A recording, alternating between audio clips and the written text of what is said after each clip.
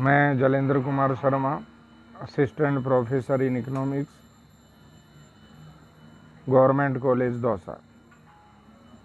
आज का हमारा विषय है भारत में जनसंख्या की समस्या का स्वरूप क्या है।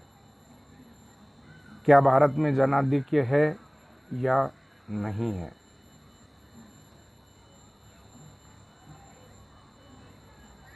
एक देश में जनसंख्या की समस्या के कई पहलू हो सकते हैं,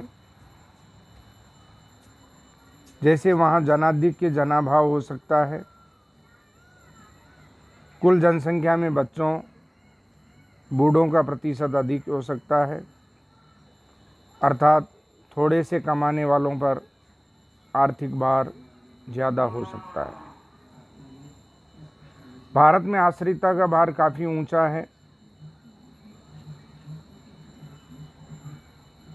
तो 40% के करीब है। एक व्यक्ति कमाता है, कई व्यक्ति उसकी कमाई पर आश्रित रहते हैं। हम जनसंख्या की समस्या के स्वरूप के बारे में बात करते हैं तो इसके दो पहलू हमारे सामने आते हैं, एक संख्यात्मक पहलू और दूसरा गुणात्मक पहलू। पहले हम देखेंगे संख्यात्मक पहलू।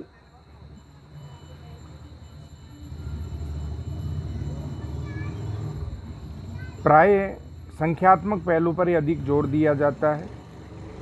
2011 में भारत की जनसंख्या लगभग 121 करोड़ आंकी गई है। भारत में जन्म दर ऊंची है, मृत्यु दर निरंतर घट रही है, जिससे जनसंख्या प्रतिवर्ष लगभग 1.8 करोड़ व्यक्तियों की रफ्तार से बढ़ रही है।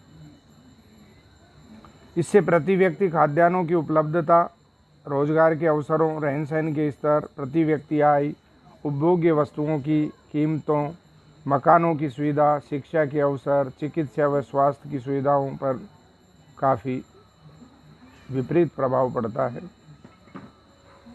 डॉक्टर आशीष बोस ने कहा है कि जनसंख्या का 3 बातों से गहरा संबंध होता है: पर्यावरण, ऊर्जा तथा रोजगार। भारत में जनसंख्या की समस्या का स्पष्टीकरण निम्नलिखित रूप में किया जा सकता है। भारत देश में भोजन, वस्त्र, मकान, शिक्षा, चिकित्सा आदि की दृष्टि से आम आदमी का उपभोग का स्तर बहुत नीचा है।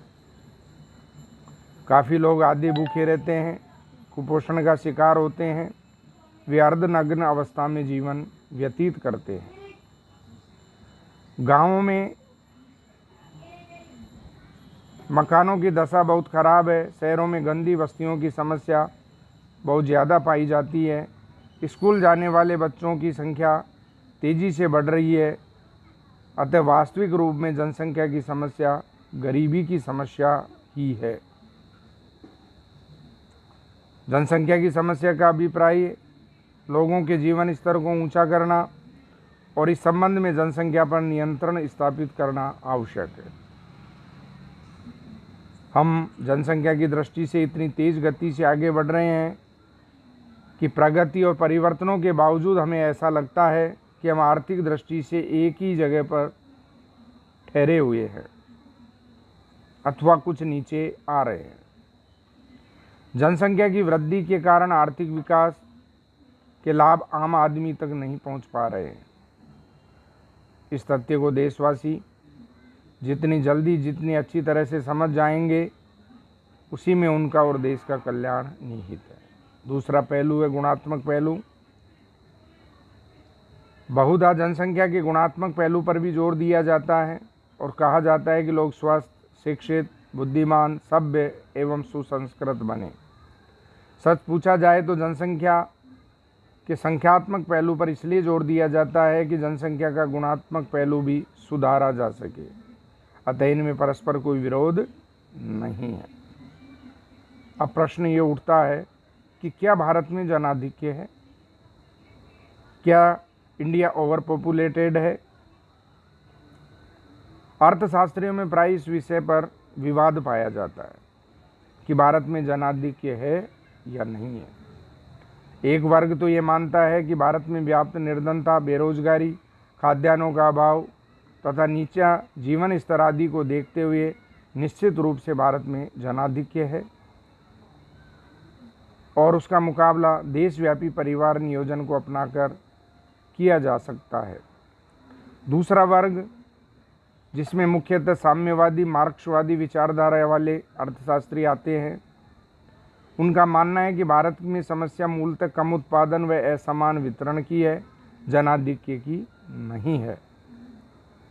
उनके अनुसार आर्थिक सामाजिक परिवर्तन करके धन व आय के असमान वितरण की समस्या का समाधान करके जनसंख्या की समस्या का संतोषजनक हल निकाला जा सकता है। अब ये तो स्वीकार करना ही होगा कि भारत में आर्थिक समस्या उत्पादन बढ़ाने तथा वितरण को सुधारने की भी है। लेकिन प्रश्न ये है कि क्या 2011 में लगभग 121 करोड़ की जनसंख्या आवश्यकता से अधिक है या नहीं है। भारत में निश्चित रूप से जनाधिक्य की स्थिति है। इसके लिए निम्न प्रमाण दिए जा सकते हैं।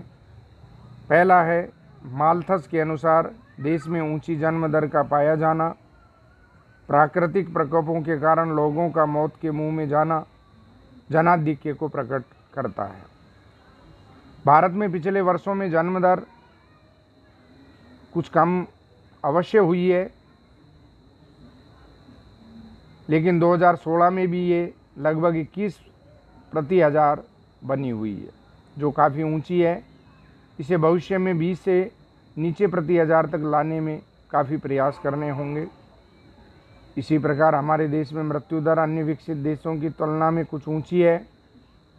भारत में अकाल, आतंकवाद, बीमारी, बाढ़ व अन्य प्राकृतिक प्रकोपों से भी जानमाल की प्रतिवर्ष काफ़ी क्षति होती रहती है। आजकल दुर्घटनाओं, संगठित हिंसा एवं कानून व व्यवस्था की बिगड़ती स्थिति के कारण भी काफ़ी लोगों को अपने जीवन से हाथ धोना पड़ता है। ऐसा महसूस होने लगा है कि भारत में जनसंख्या की प्रबंध व्यवस्था गड़बड़ा गई है। अतः माल्थस के सिद्धांत के अनुसार भारत व चीन जैसे देशों में निस्संदेह जनाधिक्य की स्थिति मौजूद है। दूसरा तर्क, भारतवासियों का जीवन स्तर नीचा है। भारत में प्रति व्यक्ति जीएनपी 2014 में $1570 थी, जबकि नॉर्वे में ये कई गुना अधिक थी। इस प्रकार आय का ये भारी अंतर भारत में निम्न जीवन स्तर का सूचक है। हाल ही में अंतर्राष्ट्रीय मुद्रा कोष की गणना की नई विधि के अनुसार, अर्थात परचेजिंग पावर पैरिटी मॉडल के अनुसार, भारत की प्रति व्यक्ति आय 2014 में $5,630 आंकी गई है। फिर भी देशवासियों का जीवन स्तर काफ़ी नीचा है, जिसको ऊंचा करने के लिए भारी प्रयास करने होंगे। भारत में 2011 में $1.9 प्रतिदिन से कम व्यय करने वाले लोगों का जनसंख्या में अनुपात 21.3% था, जबकि चीन में ये 2010 में 11.2% था। इससे सिद्ध होता है कि भारत में जनभार ज़्यादा है एवं विकास के अभाव के साथ साथ जनाधिक्य की भी स्थिति है। तीसरा तर्क, भारत में खाद्य पदार्थों व अन्य उपभोग्य वस्तुओं का अभाव एवं प्रति व्यक्ति उपलब्धता में लगभग स्थिरता। स्वतंत्रता प्राप्ति के बाद भारत में प्रायः खाद्यान्नों का अभाव रहा है, फलस्वरूप विदेशों से इनका आयात किया गया है। यद्यपि पिछले कुछ वर्षों में ये कहा जाने लगा है कि भारत खाद्यान्नों में आत्मनिर्भर हो गया है, लेकिन कभी कभी खाद्यान्नों के अभाव की पूर्ति के लिए हमें आज भी आयात करना पड़ता है।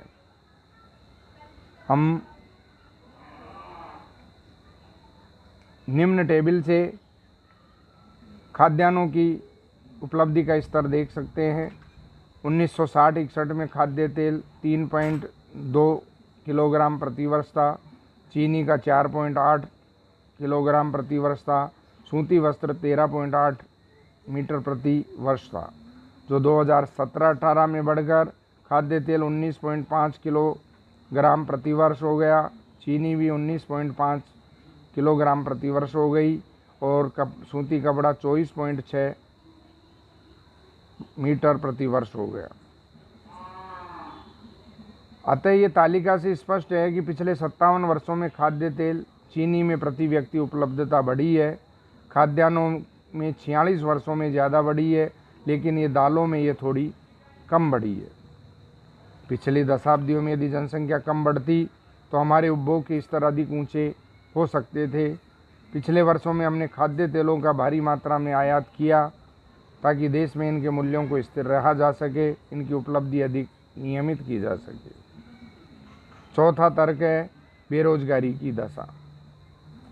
भारत में बेरोजगारी तथा अल्प रोजगार की दशा जनाधिक्य का ज्वलंत प्रमाण है। योजनाओं के दौरान रोजगार बढ़ा है, लेकिन साथ में बेरोजगारी भी बढ़ी है। हाल ही में पीरियोडिक लेबर फोर्स सर्वे द्वारा 17-18 के आंकड़ों के अनुसार बेरोजगारी की दर 6.1% के आंकड़ों के जारी करने से ये विषय काफ़ी चर्चित हो गया है। 45 वर्षों में बेरोजगारी की दर 17-18 में सर्वाधिक रही है। ये 11-12 में 2.2% थी। 17-18 के आंकड़े जुलाई 17 से जून 18 तक की स्थिति को सूचित करते हैं। PLFS का संचालन NSSO द्वारा किया गया है। अतः उपयुक्त विवेचन से ये स्पष्ट हो जाता है कि भारत में वर्तमान समय में जनाधिक्य की स्थिति विद्यमान है, लेकिन इसका समाधान केवल जनसंख्या पर नियंत्रण स्थापित करना ही नहीं है, बल्कि देश का तीव्र गति से आर्थिक विकास करना भी है, जिसके लिए देश में काफ़ी संभावनाएं मौजूद है। अतः दोनों पक्षों को पर एक साथ प्रभावपूर्ण ढंग से काम करना होगा। अतः